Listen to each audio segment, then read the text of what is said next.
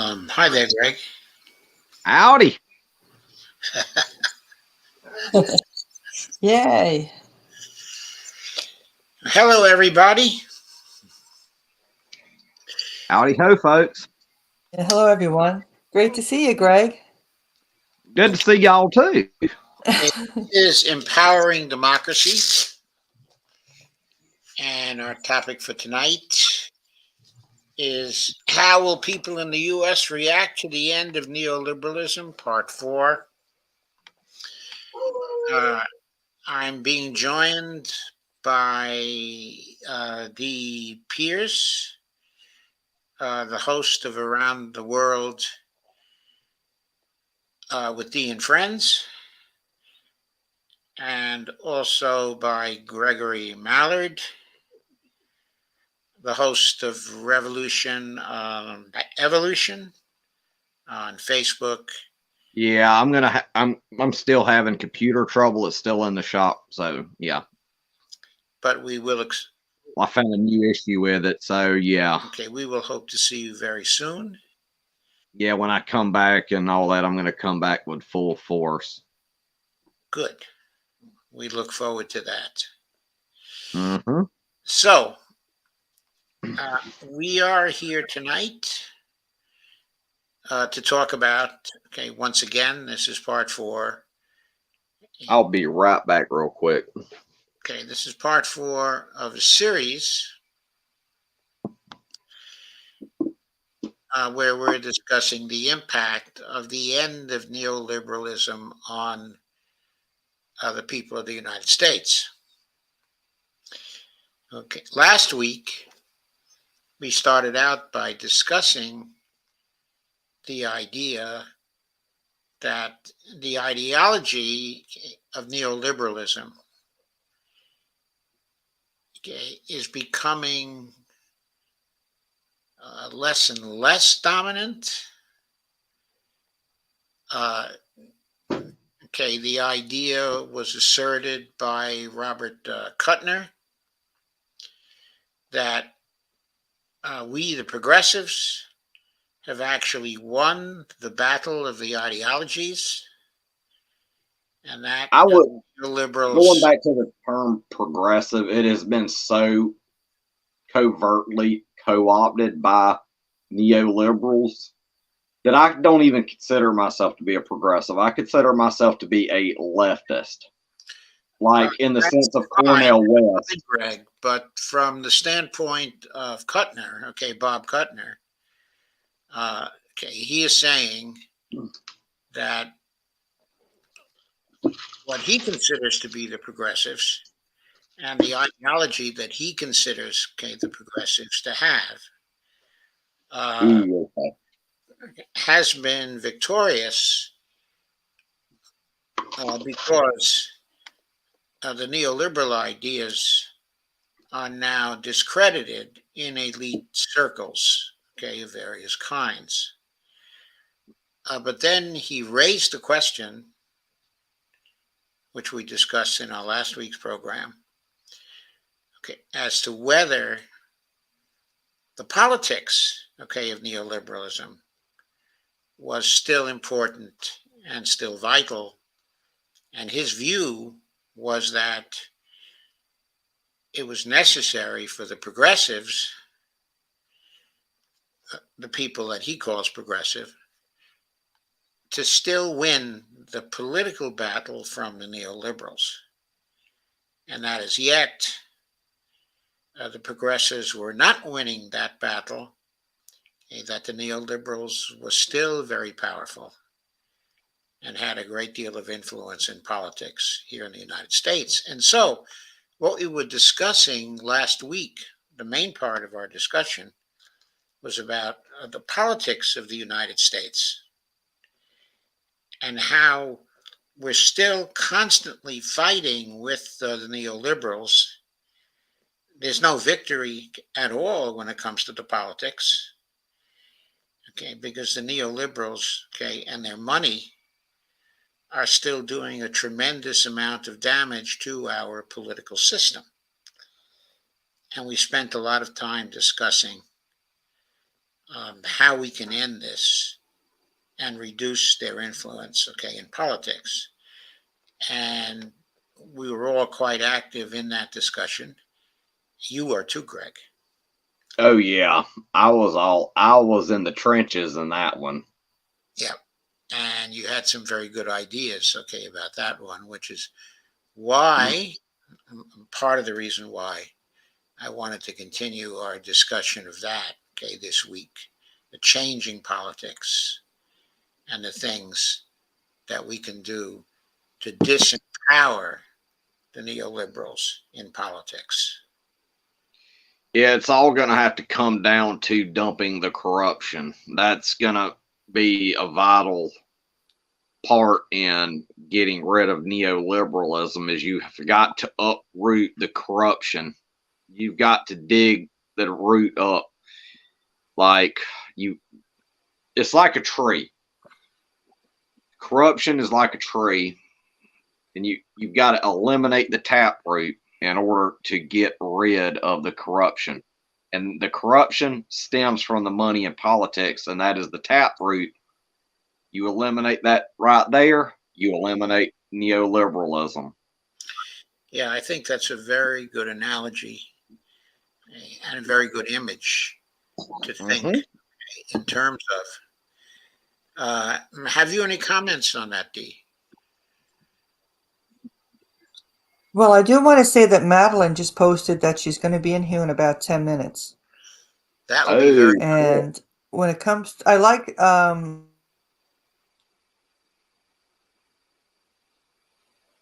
off. Okay. I just noticed everybody kind of froze here. Okay, you're all back because you were frozen on my side. Okay. I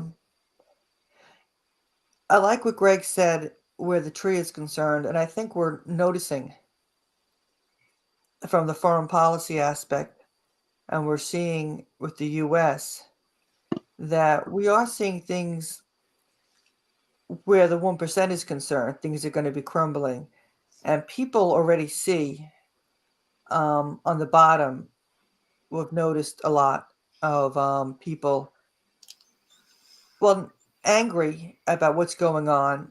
And especially if they can't be affording houses and they can't afford this, they can't afford their food. There's so much homelessness. There's so much going on. And it doesn't seem that the government is listening to them. People are furious. And I think more people are waking up with the social media. Social media has helped a lot of people to wake up. I saw the other day on MeWe where a Trump supporter who was once anti-Bernie Sanders finally come out and say that Bernie Sanders was right all along. That's encouraging.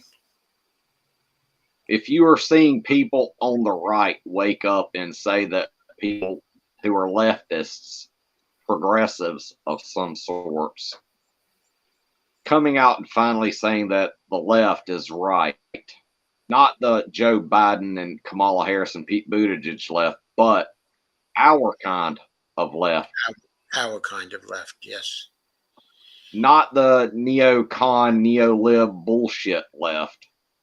You know, the limousine liberal types. Yes. The limousine liberal types. Right, they're all part of that elite. They're all part of the big party, the big club that Greg talks It's a about. big club, and you ain't in it. You and I are not in the big club. It's the same club they used to beat you over the head with, tell you what to think, what to believe, everything under that umbrella. And still does. And that's why in the past, they're still telling us what to believe, and now they're even going farther than that because they're trying to censor what we say. That's why they're vehemently supporting things like the Restrict Act. Yes. And to restrict what we can say or do online. It's the Patriot Act on steroids. Even that needs to be repealed. Yeah, what gets me about that. Well, that's it. And that's where we come back to dumping corruption. they all claim to be, these people anyway, claim to be for democracy and to be resisting the rise of fascism here in the United States. But there they go. There they go, giving away the essence of democracy. Yeah, like George Bush, Hillary Clinton, Barack Obama going over and sitting in other countries, giving lectures, speeches, and all that on democracy, which is very ironic given the fact that Hillary Clinton and Barack Obama stole 2 elections from Bernie Sanders. That Yeah, in of Yeah. itself, they've been undermining democracy here, and they've been undermining democracy all over the world, replacing people who were duly elected in their countries by using coups backed by the CIA. We know they don't believe in democracy at all. They are liars. They were lying for neoliberalism. Mm-hmm. And in the United States, they were feeding the rise, of fascism. And they're feeding that rise now by trying to censor everyone in sight. um, they fed fascism so much. Look down in Florida, like at Ron DeSantis and what he's doing, and what many others across the country are doing in terms of women's reproductive rights, the LGBTQ plus community. That should wake the Democrats up to realize, hey, our blocking the left is what's causing all of this, and that's why we're seeing such a rapid shift to the right. What we have is a revolving door political structure where the Democrats block everything to the left, then everything gets shifted to the right. Yes, that's what happened. Because they're blocking the left, the right always becomes stronger as a result of that. And we're And seeing if in various states of the United States. And here the Democrats go again. They're now going to try to block the candidacies of RFK Jr. And Marianne Williamson. And you can see the mainstream media already doing that by failing to cover the events of Marianne Williamson and Robert Kennedy. There were no CNN people at his announcement. he had a room packed full of people, just like Bernie's room was packed full of people in His room, 2016 and 2020. his room was packed full of people, and also there were a number of independent media there. But where was CNN? Right. Where was CNN? And where was Where was MSNBC? MSNBC? They couldn't be troubled to send a person to Boston to cover it. But And they can't be troubled to talk about it. We'll probably Because see it terrifies them. RFK on Democracy for America uh, pretty Jimmy soon. Dore had somebody on the ground there. Yes, I know, and Sabby Sabs was there also. And she was live streaming it. Okay, also Dave Weigel was there.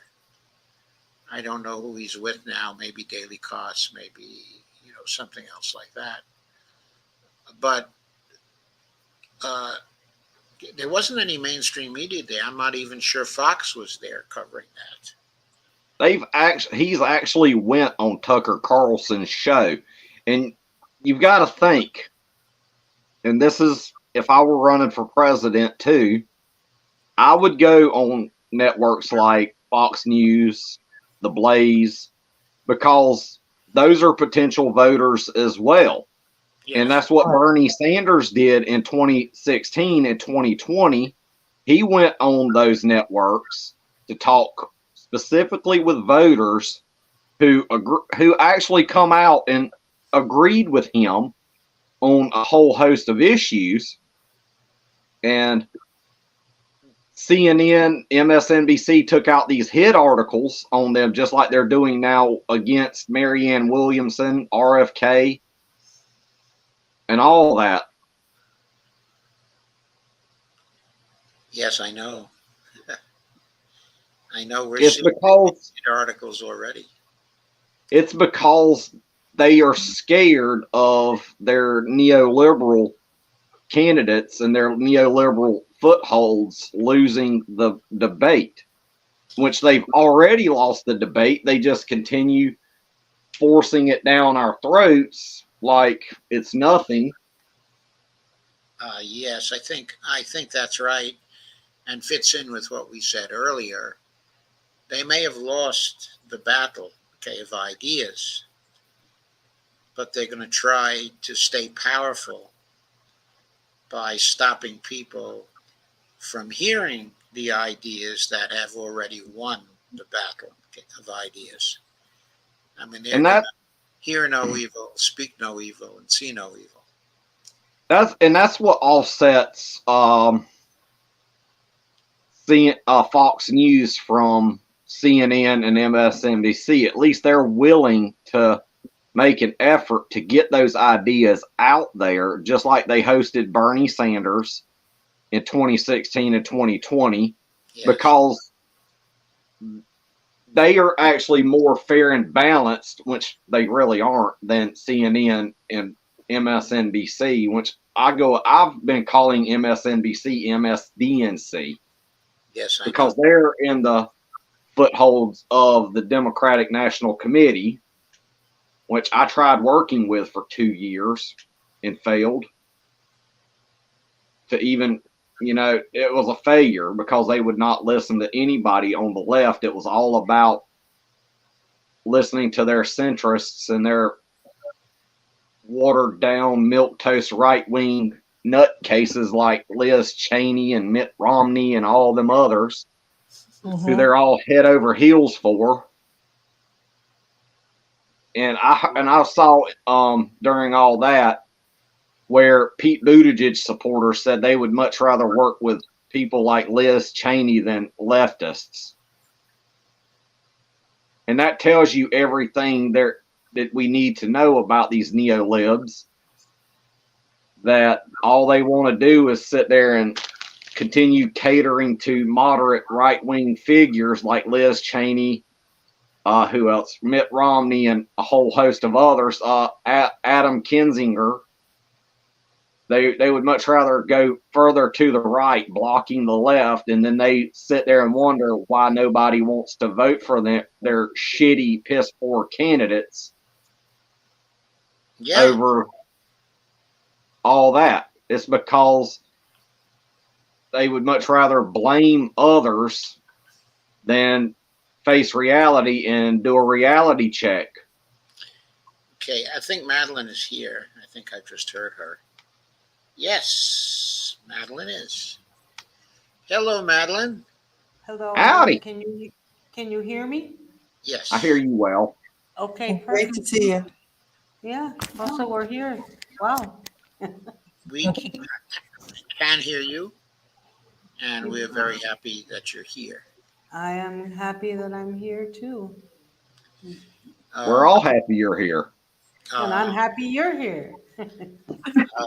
How are you settling in? Little by little, it's a lot, but I'm very happy. I'm very happy. Yeah. So I don't know if you can hear any noise in the background. That's why I have the headphones on. There's a circus. I don't hear background noise. I just hear you. You're kind of good. You sound I clear. can hear you well. Okay, good. Yeah, Here you go. little by little, there's cultural, there's language, but yeah, then there's loose ends at home where in New Jersey where my landlord decided to Be an violate asshole. my lease. Yeah, exactly. Um, and some other things like that. But all's well. All's well. Thank you. Oh, Thank good. you. We're We, glad you're here with us. That's all that matters. Yeah, I'm glad to be here. It's been a little while. yeah, a little while. Okay, what we're doing in this program is we have a series that's been going Yes. on how Americans are reacting to the process of essentially dying neoliberalism here in the United States. Hmm. There are people who think that neoliberalism as an ideology, okay, is dead now, that uh, the lefties have won the battle, okay, of ideas. Really? Right. But we still have to win the battle, okay, of politics. Okay, this is the position of some analysts. Hmm. For example, Robert Kuttner, who writes for the American Prospect. Uh, okay, he was at a meeting, okay, a few weeks ago, where a number of people were talking about the coming death, okay, of neoliberalism and the fact that the battle of ideas has been won. And I'm then, just surprised they say it's been won by the left, though. well, won by the progressives. Okay, in other words, they use the Hmm. term, progressives. Uh, okay, for what it's worth, of course, we have doubts about that term because it's very vague, and all kinds of Mhm. people claim to be progressives, including Adam Schiff. Uh, in the context of his run for Senate in You California. know, he and those of us here on this program, we couldn't even be in the same room. We're so far apart. Yes, I You know. know, I know. it's like, I know. It's very funny. okay, maybe he should be in the US and the rest of us here in Colombia or something. Maybe something like that. But what we've been Wow. discussing since last week is Hmm. since the ideology, okay, of neoliberalism is severely weakened or has died, as some people may claim, uh, how can we translate that Mm. practical terms to defeat the neoliberals, okay, in politics? Because we Mm. see them running around as troublesome, okay, as ever. Yeah. For example, Kevin McCarthy is now the Speaker of the House, and he's involved in debt ceiling, terrorism, trying to cut back all manner of social programs by threatening financial default of the United States, which, according to the 14th Amendment, he cannot even question the debt, okay, of the United States. It's a crime to question, okay, the debt of the United States, prohibited by the Constitution. And here he is. He's been running around now for how many months now, threatening default, which is certainly questioning, the debt of the United States. So we have that sort of thing, okay, which is going on. The advocacy, okay, of austerity, the threat of austerity being used by one political party to try to destroy large parts of the safety net here in the United States. And we're seeing a powerful group in Congress trying to do this. Yes. Uh, So the question arises, how do we win these particular political battles? And last week we were talking about dump the corruption as a key element. But of course, we also have to talk about various other aspects of how we fight, okay, the neoliberals, how we disempower them now that they've lost the ideological edge. The neoliberals are, I mean, because Kevin McCarthy is not a neoliberal. Or are you putting him in that category?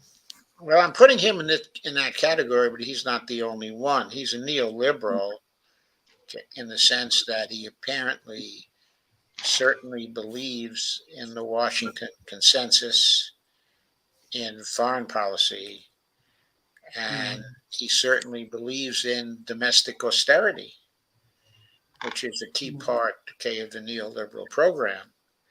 And he's a market fundamentalist, okay, as well. And that's another key part, okay, of the neoliberal program. So yes, I am putting him in that particular category. Okay. Now, to a great extent, I'm also putting Joe Biden in that particular category. I don't think there's that much difference between Joe Biden, and Kevin McCarthy. No. Okay, and many of the Democrats, okay, and Kevin McCarthy. So I'm not here exclusively sitting on the Republicans. I think the two main parties are largely neoliberal, Right. okay, with elements strongly trending towards fascism. So I Yes. think that's what we're seeing here in the United States, okay, in these days. So, welcome your ideas on how we can win, okay, the political battles which are still shaping up. And also, of course, I haven't mentioned the foreign policy aspect of neoliberalism, which is manifesting. It's running wild, okay, in Ukraine Yes. right now, and in Yes. certain other areas of international politics. But okay, we know about that too. So you greeted me with the most difficult question of all. Sorry, That's all I'm right. sorry, but we've been wrestling with that for weeks here. Yeah, and it isn't easy. I was going to be flip and say, "Oh, come and join me in Colombia. That's how we win." That's not going to get us anywhere. Um, and I am one always to build the third parties or alternative parties, but I think here in Colombia, what they were able to do, and I still haven't found out exactly how, is they built a coalition of a lot of different groups who were opposing the status quo.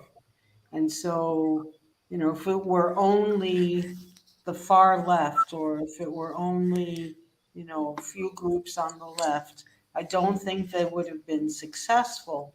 I think they crossed into some more centrist groups who shared the idea that I would almost, Von Duque was close to fascist also, in his use of violence and his demonic need to put an end to the national strike a couple of years ago, and advocating for people to be shot, basically advocating for people to be shot in the streets.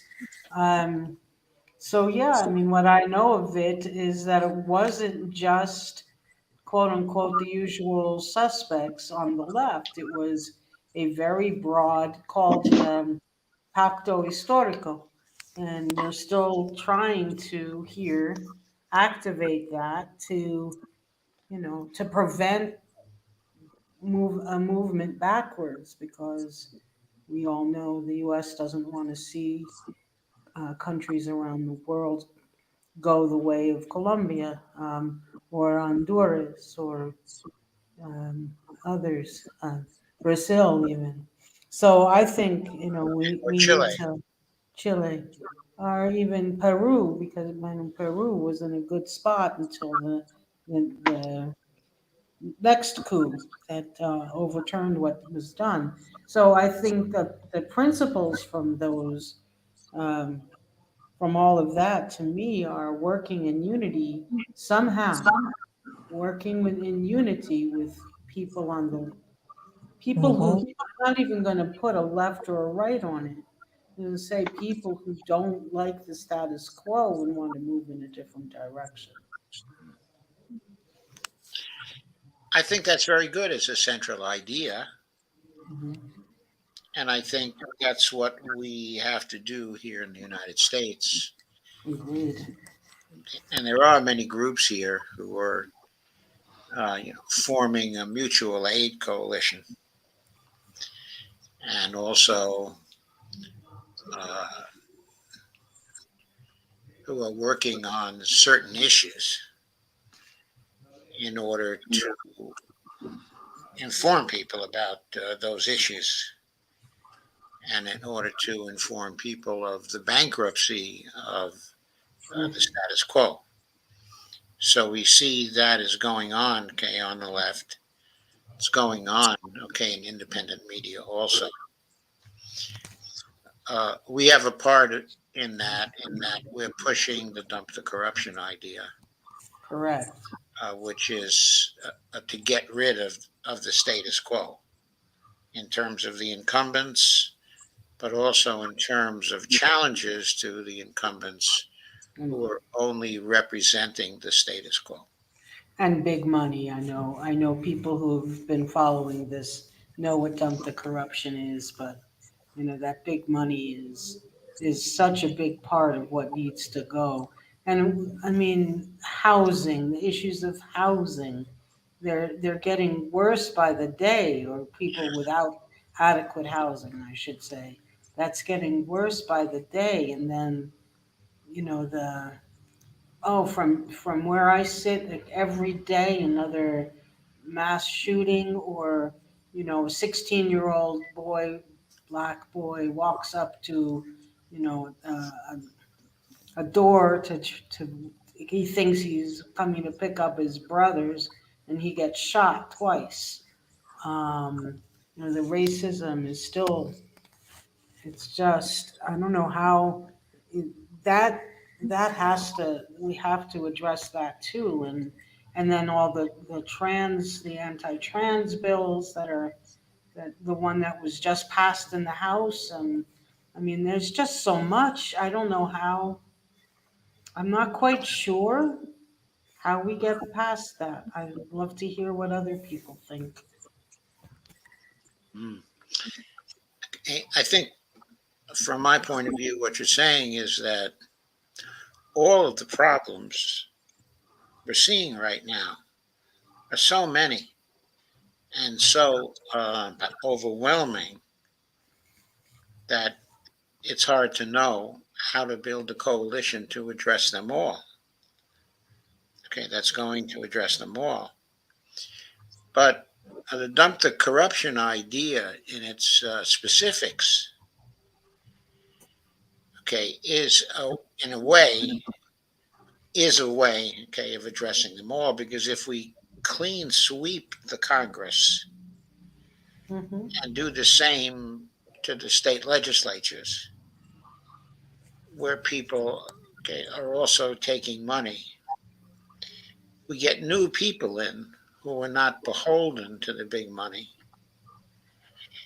And then we're likely to get change. We cannot always predict what the nature of that change, okay, is going to be, but we do know that the health industrial complex Oh, won't have its political power anymore. We also know that all the forces arrayed against doing something about the climate emergency will not have their political power anymore. We also know that, I don't know if I want to call it the housing industrial complex, mm, but mm. It uh, works for me. Okay. But the housing industrial complex will no longer have its supporters, okay, in the Congress also. And Talking about the whole deal with the whole trans rights issue. Last week, I was in a live stream discussing this with another group that I'm going to be working with and networking with. One of our solutions on the whole issue around trans rights is we're going to have trans men, trans women, and trans allies stepping up to the plate, running for office in particularly local and state legislatures, along with congressional seats, to push back against the anti-trans bills that's being pushed through and all that. And we're going to have trans allies getting up there and all that, getting into elected office to make any difference. Especially, we need them on the state level where it matters the most right now. Because whether you know it or not, your state legislatures have more of an impact on your life than you think. oh yes, And that's where we need to dump these corrupt anti-LGBTQ neolib fascists out of office to protect not only women's reproductive rights, but the whole entirety of the LGBTQ plus community. And something I told this one right-winger earlier, I said, the more you harp on being anti-their rights that are different than you, your rights will be next on the chopping block because you are blindly stripping away the rights of somebody different than you. That's So right. you may want to watch what you're saying in the context that you want to strip one group's rights because it's going to fall like a domino effect. We are headed down a slippery slope, and we need to do all we can to be sure Joe Biden, Kamala Harris, and Pete Buttigieg never get elected or reelected in this country again. Yes, Here, absolutely. here. Yes, Here, absolutely. here. The idea, when you have a rising fascism, the idea that if they're going after one group, they may come for you next. Mm-hmm. Very compelling idea because historically that is what they've done. They start on one group. Once they're successful, they start on another group. Once they're successful, they move to a third group because their ideology is such that there's only room for one group, those they consider themselves. It coincidentally, Joe, when I was unpacking stuff this evening, I found a dish towel that, and I put it on my refrigerator, and it was the Pastor Niemöller quote. First they came for the Jews, and I was not a Jew, so I didn't say anything, and then they came for. I mean, you can fill in the blanks however you want. First they came for the LGBTQ, then they came for the trans, then they came for, but I had that dish towel with that saying in my Yes, hands yes, no yes, more than an hour ago. It's yes. very very coincident, a big coincidence, but it really applies. It really does apply. And the Democrats, what they don't know is their inaction and their neoliberal way is paving the way for greater fascism in this country because of their refusal to fight back. And I've literally been on the phone today with my 2 U.S. senators demanding they take action to at least fight for trans rights. Mm-hmm. Yes, they had plenty of time to pass, to codify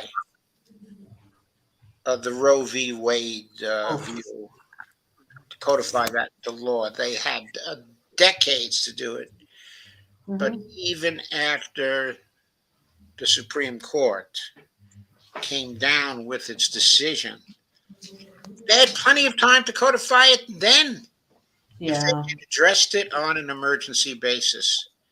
Why didn't they do it? Seems like they just wanted to use an issue as the fundraiser in the election in the fall. That's why they didn't do it. Yeah, and And that's just why. Go ahead. Go ahead. and just yesterday, and this is what really upset me. I don't know if my emotions were out of anger, frustration, just being upset. Parents were at the Capitol in Florida, in Tallahassee, and their children were being held hostage. What do you mean? Trans kids were being held hostage by the state. We are officially in stage 8 of genocide Mm, of the trans community. mm. There's 10 stages of genocide, and when they have finally succeeded, they will deny any wrongdoing. And the Democrats will be just as fucking guilty as the Republicans because they refuse to get off their ass and do anything to put a stop to this. They are just as guilty, and there will be blood on their hands for not stepping up to the plate and fighting for federal protections for the LGBTQ plus community, which could take away these rights from the states to make these decisions. See, the I am Democrats, so pissed off at this shit. And the Democrats don't give a flying kiss my ass fuck about us. We're on our own you're because of right. the refusal of the Democrats to do a damn thing. Then they're going to send out fundraising letters, acting blind to what they did in Florida and what they do in the states. And they use all this for fundraising, and they have no respect for people, for life, for anything else. I mean, Well, and the Republicans tell you straight to your face, where the Democrats are just all wishy-washy and try to gain money off of things. And that's why I've stopped. Well, I now I can't. It would take me 12 hours to get to New Jersey or New York.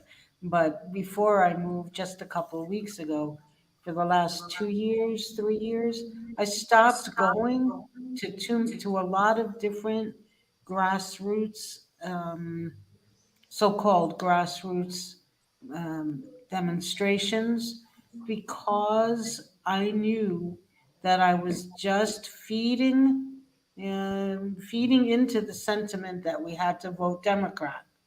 Because a lot of the in the street stuff was like Joe said, and as you said, Dee, around Roe v. Wade, but not to actually do something, but just to get more Democrats elected into office. So I think one of the other things I would say is that we need to be careful when we're out there and we're putting our point of view across, that we're not simply, being a shill for the Democratic Yes, Party, because that's not going to solve our. We know it's not going to solve our problem. which brings up again the candidacies of Marianne Williamson Mm, and Robert F. Kennedy, mm, which of course we've been seeing this week. The polling on those two, Kennedy is now up to 14% of the voters who voted for Joe Biden. And Marianne Williamson is up to 10% of the voters who voted for Joe Biden. Of course, there's overlap in these two figures, I'm sure. Okay, a great amount of overlap, okay, in these two figures. But that part of the media that is paying at least a small amount of attention to the RFK announcement or the Marianne Williamson campaign, okay, are trying to make a big thing about these polling results, okay, as if to indicate that something significant might happen if they could somehow unseat Biden. In other words, some of the media is salivating at the prospect of having a contest, okay, inside of the Democratic Party, so they can get clicks, they can get dollars, they can have some drama as we approach, the election of 2024. So we see this kind of thing happening again, where the media is trying to create a new hope for us. We've heard that before. Yeah, we heard that back with like in 2008 with the whole hope and change Yeah. nonsense and all that. And then I was and back then. 2016 and 2020 as well with respect to Bernie. Okay, in Yeah. other words, they were emphasizing the new hope and the change idea with respect to Bernie. Okay, but of course we know how that turned out. Bernie ended up simply caving to the establishment because he wanted his committee chairs, okay, in Congress, or at least that's the way, okay, it appeared. And he would not go third party. He would not carry out the struggle to the end. No. So the question which arises is, why should we believe that Marianne Williamson or Robert F. Kennedy are going to carry the struggle for the not me, us movement until the very end? Won't they simply cave the same way Bernie did? Unfortunately, and I've seen some things written about this already. Why didn't either one of them choose to start out third party? Why do they have to, well, I know why. I mean, we all know why. They feel like they can't make it out there on their own as an independent. But then that means they're going to become, I don't have any confidence, Joe, and to your question, I have no confidence that they'll do anything differently than Bernie did. Yes, and I have no confidence either. And okay, of all people, someone who's devoted his life to green issues, specifically RFK, Oh, yes. why wouldn't he run Green Party? He hasn't been affiliated with the Green Party, of course, but where else would he find support for what he wants to talk about? So it's not a very hopeful sign No. that he did not start out attempting to run as an independent or a Green Party candidate. There are so many issues now that divide us, and I'm thinking specifically of the COVID-19 vaccination, yes or no debate, and I don't know if he'd find a home well, the Green Party is split on that issue. The Green Party is unfortunately still split. Well, there's a prominent spokesperson who still believes we've got to continue to arm Ukraine, but almost Yeah, everybody else. Howie. Yeah, and that, you know, I'm not sure how we as Greens are going to deal with that in 2024. I mean, we have some of the same, unfortunately, some of the same debates within the Green Party, um, as the Democrats. Um, and then the Greens are supposed to be an alternative to the Democrats. So Yes. people within the Greens are and need to continue to stand up for what are truly the pillars of the Green Party. And that, if that were the case, then that would be an alternative. But man, I mean, we've got so many things to divide us. And And so few things to unite us. well, so many things that could unite us if we were thinking in a different kind of way. If we were thinking about building coalitions, Hmm. if we were thinking about the overriding importance of coming together. Yeah, I mean, we were all told that about voting for Biden. We needed to get that other guy out. And I think a lot of people did that to our detriment, in all honesty. Um, so I don't know how you unite to get rid of a bigger threat, without losing the edge on what it is you need.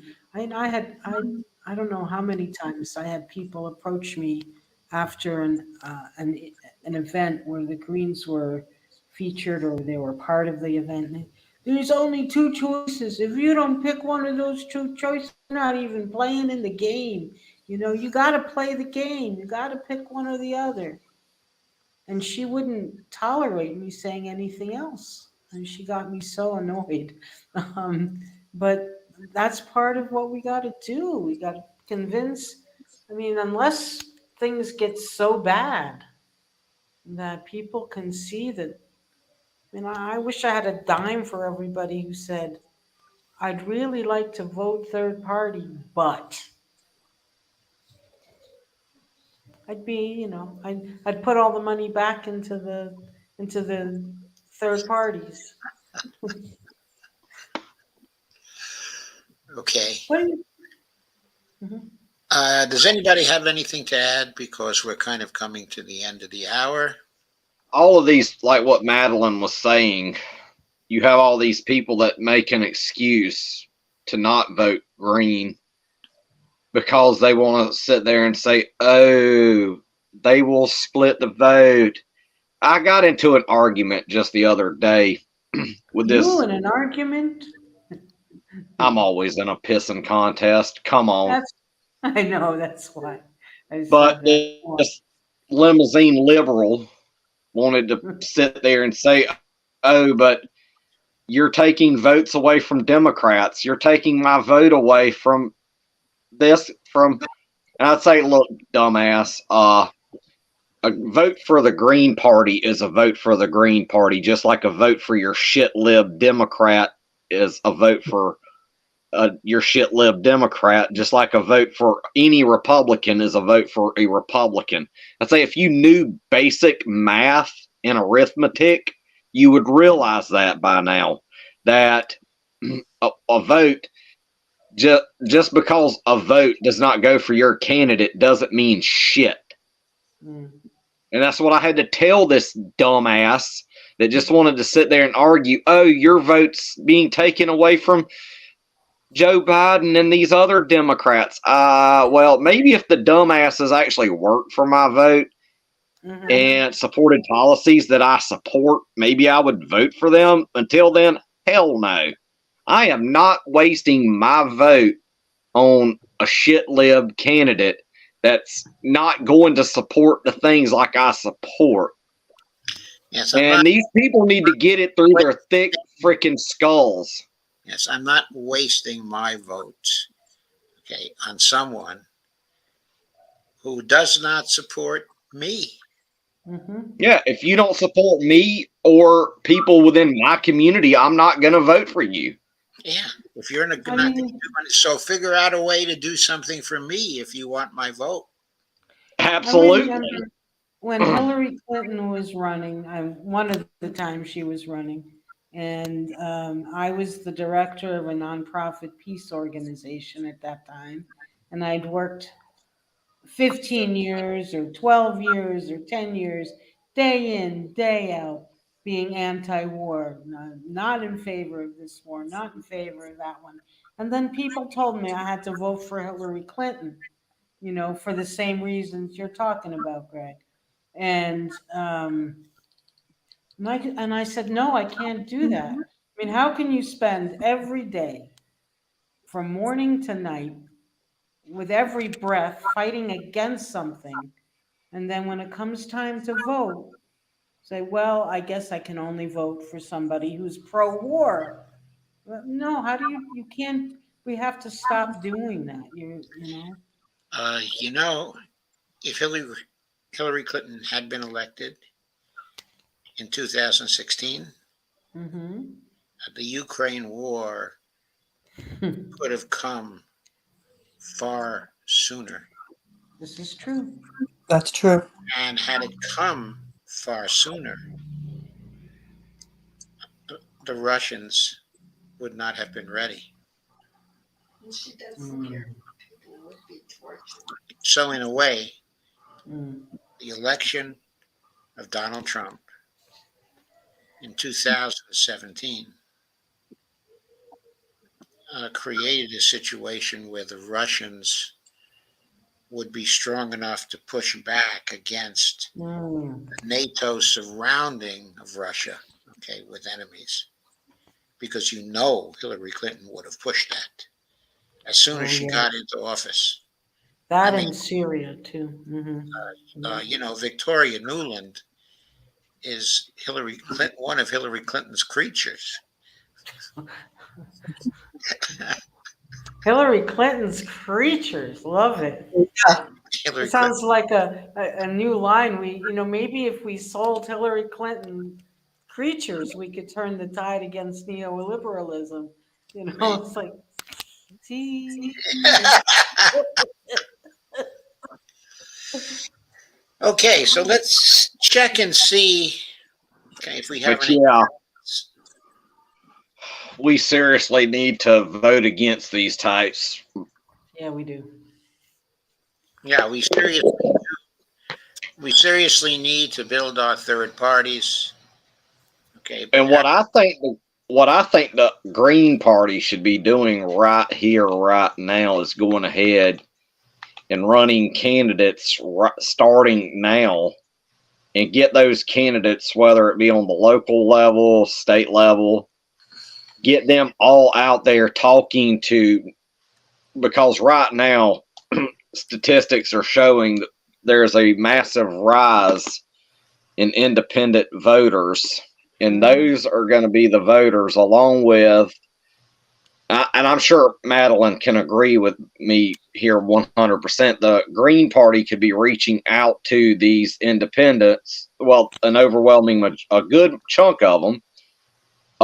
They also need to be on the ground, getting their ground game in with the people who do not vote at all because they do not believe in the two-party system. There's And enough. the disenfranchised Republican and Democrat voters, like I was once one of those, but they could be going into rural. Green Party could literally be rocking the political spectrum just by targeting predominant rural communities, because you've got to think rural voters are more in line with progressive ideologies than you think. They're wanting to dump the corruption, and the Green Party could go in there and swoop up elections in predominantly rural areas and take an edge into the urban areas just by going out there as a candidate and talking with, like I said, like what you just agreed with me on, talk with the independent voters, the non-voters, because they're disenfranchised from the two-party system, and those who are severely disenfranchised from both parties, because you've got Republican voters who are disenfranchised from the Democratic Party, and you've got Democrats who are disenfranchised from the Republican Party. So it's a win-win for the Green Party all the way around. The Green Party can literally go and do a roundhouse kick within a few election cycles and take a majority in few states.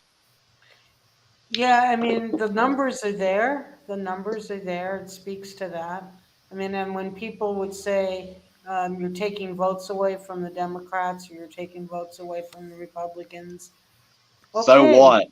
So what? There's enough people who are neither Republican or Democrat that we don't need any of those people who vote Democrat or Republican in order for the independent parties to win.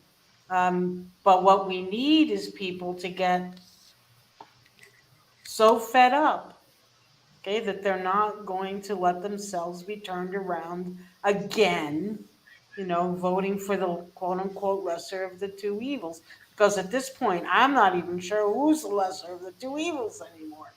They're both so, who is that?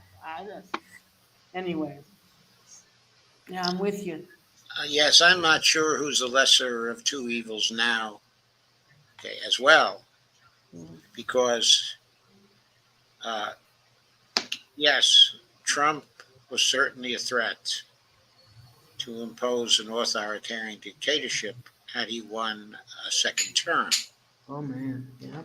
Okay, on the other hand, we have a situation with the Democrats and Biden where they're imposing censorship, okay, of various kinds, and where they are responsible for risking a nuclear war for us all, okay, in Ukraine due to their foreign policy. Mm-hmm. So, you're sitting there looking from the standpoint of 2023 at the possibility of what Trump could have been like, and you're living through what Biden and his group, okay, are like. And it seems they are moving towards fascism. And it also seems that they've gotten us into a ruinous war, okay, in Ukraine. Certainly ruinous for Ukraine. Yeah. Because they wanted to weaken Russia and to break up the Russian Federation. I mean, those were their foreign policy goals. They didn't want Russia ever to be a great power again. Okay, and now, having obviously failed in that, okay, in Ukraine, they're moving forward and saying, let's take on China. I mean, let's take on China. If we can't beat Russia, maybe we can beat China. Yeah, my phone froze. But as I was about to say before that happened, and I'm going to read off a quote that I just pulled up from what Jill Stein said in the 2016 elections. And this is something that should resonate with everybody. And this goes into what Madelyn was saying about the lesser evilism that we're subjected to in each and every election cycle. And this is from what Jill Stein said in her own word, paves the way to the greater evil. It's not in opposition to it, for it. Look at what the situation we're in. This is what we get for voting lesser of two evils rather than favor of the greater good. When the greater good in 2016 was Jill Stein. She was the perfect presidential candidate. And I think the best greater good that we can vote for in a future election would be an Ajamu Baraka, who I strongly would support if he ran for president. And that's who I'm really hoping who runs in 2024 is Ajamu Baraka.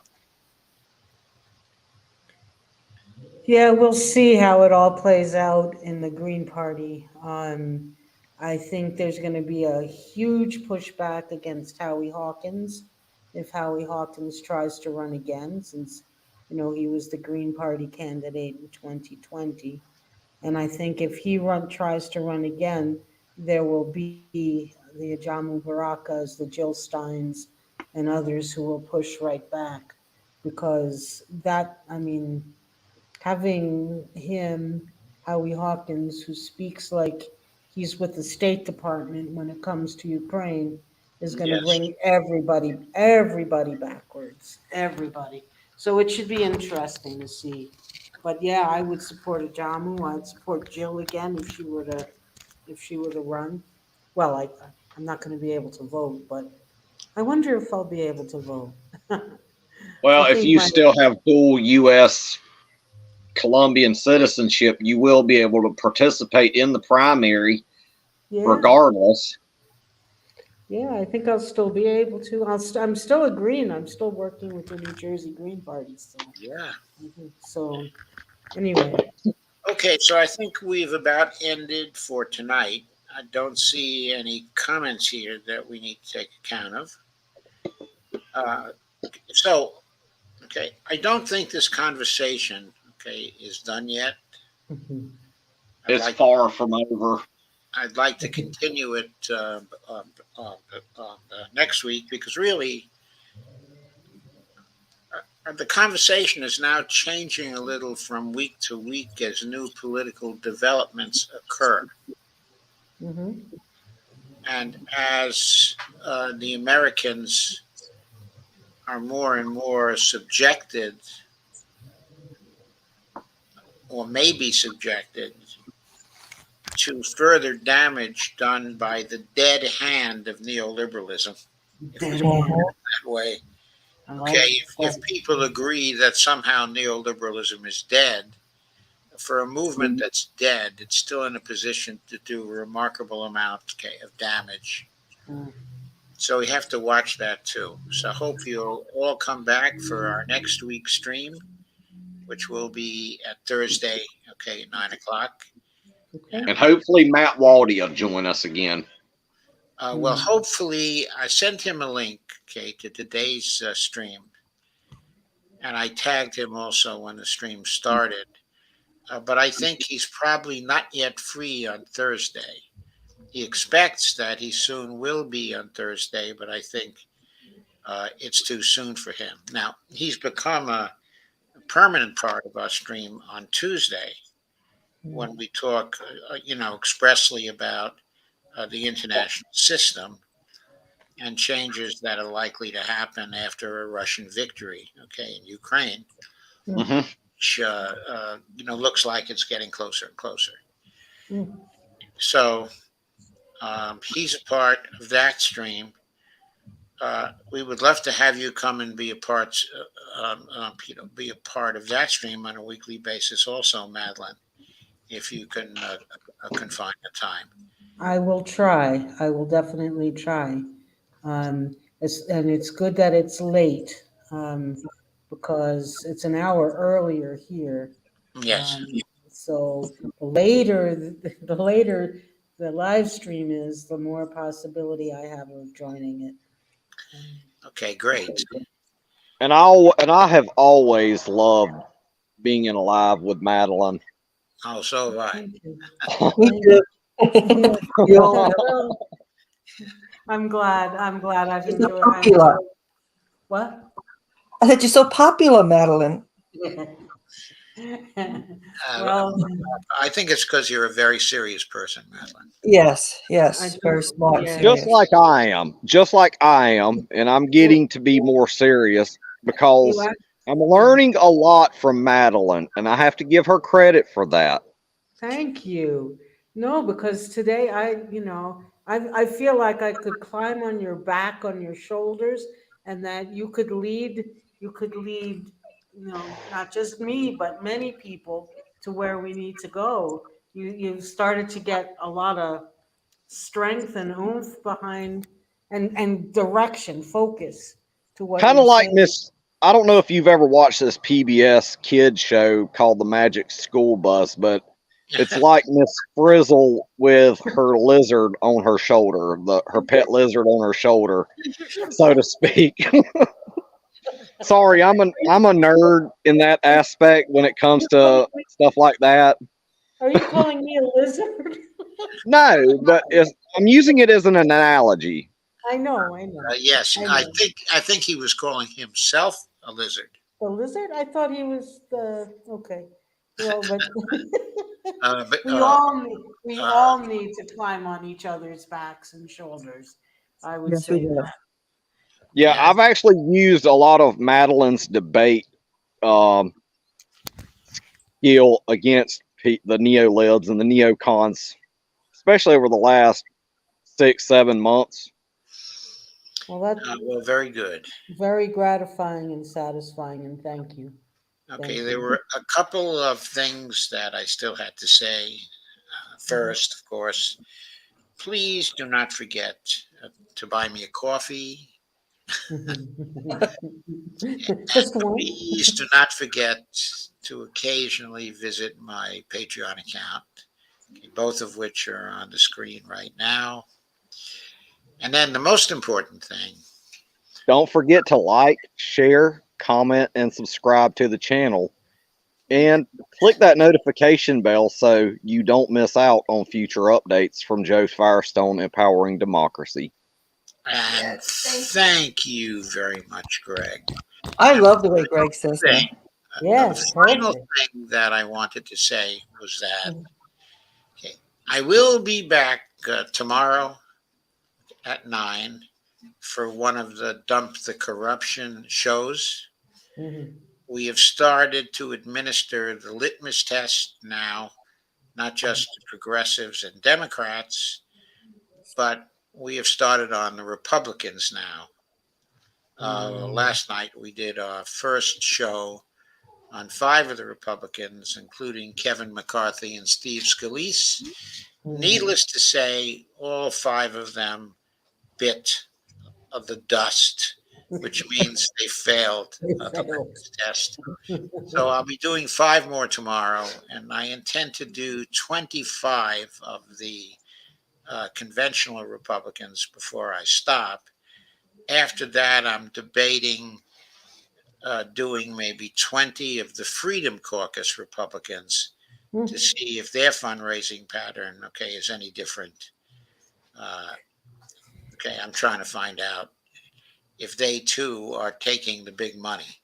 So far, they have been. In fact, last night we found out that the most funds that were raised by any congresspeople, any congressperson, was raised by Kevin McCarthy. He raised more money by a couple of $1 million than Nancy Pelosi and also Katie Porter. I think Katie Porter actually raised more money, okay, than Nancy Pelosi. She had a dynamite small dollar donation drive. I think she raised something like 14 or 15 million people from small donors, okay, which was amazing. But a couple other things I found, okay, that were pretty amazing. Also, Nancy Pelosi raised a lot of money from small donors, which totally surprised me. Kevin McCarthy raised a lot of money from small donors. You wonder why the hell are small donors donating to Kevin McCarthy? Exactly. Steve Scalise did pretty well with small donors. So all those things were surprising to me. In other words, you wouldn't think that the worst of the neoliberal leaders blocking every good bill that possibly comes before Congress would be successful in getting small dollar donations. I think it's probably due to the fact that they have so much money to spend on marketing campaigns Mhm. that it's the effect of the marketing campaigns that actually produces the small dollar donations. Or they're learning from the independents what really what's necessary to succeed, and so they're mixing it up. They are mixed. They're definitely mixing it up for sure. Anyway, Yeah. I guess that's it for tonight. So thank you all for coming. Good night, everyone. And night. thank you, Greg and Madelyn and Dee, for joining me. And I do want to mention as a final word that at 8 p.m. tomorrow, Around the World with Dee and Friends will be on just prior, to my show. And I know that Dee will have a very interesting show for us about the very serious events and the very cruel events that are now going on in Palestine. So with that, I bid you good night. Good Night, everyone. Good night, everyone. Thank you, Joe. Sure. And we will see you tomorrow. Yes, Okay. you will. Okay, Nighty bye. night.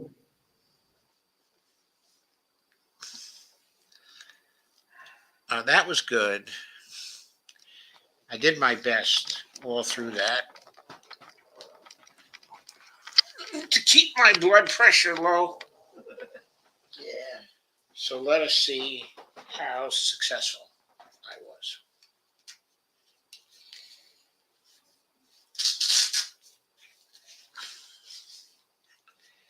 I was doing a lot of breathing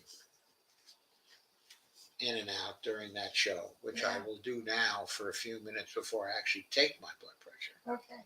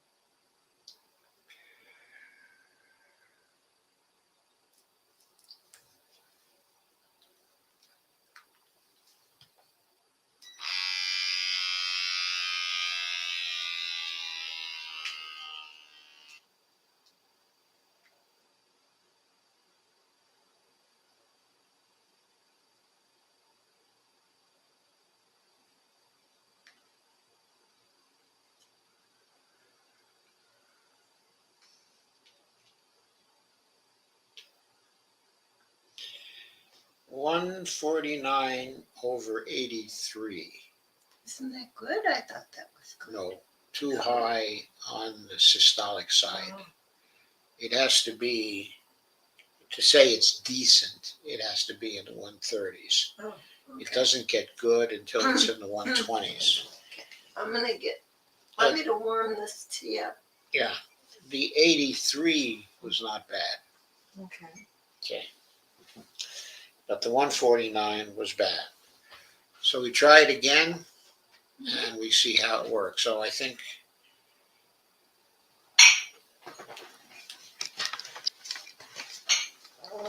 I'm going to shut down my camera before I try it again.